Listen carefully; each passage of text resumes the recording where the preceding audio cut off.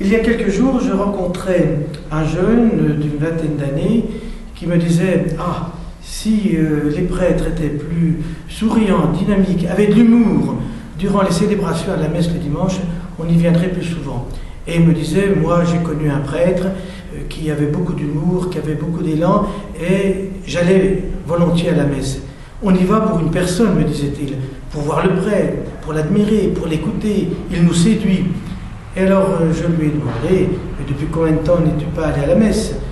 Parce que quand on va à la messe aujourd'hui, on s'aperçoit bien qu'il y a une certaine dynamique, que ce n'est pas statique, qu'il y a de l'humour quelquefois dans ce que dit le prêtre dans son prêche ou à d'autres moments, même si la messe est toujours quelque chose d'extrêmement intense, personnel et qui nourrit celui qui assiste. Mais j'ai voulu aussi lui permettre d'aller un petit peu plus loin. Et je lui ai dit, lorsque je m'aperçois que j'attire par ma simple présence, ma manière d'être, des personnes parce qu'elles vont me trouver sympathique et parlant bien et les rejoignant, ça ne me satisfait pas.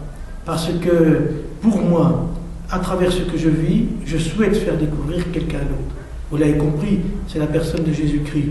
Si je peux dire à quelqu'un que c'est Jésus-Christ qui me fait vivre, c'est à ce moment-là que je suis tout à fait prêt à disparaître pour que lui-même puisse vivre de cette présence et l'annoncer à d'autres. Alors, je voulais dire tout simplement, à travers cette petite vidéo, que ça vaut le coup d'aller à la messe.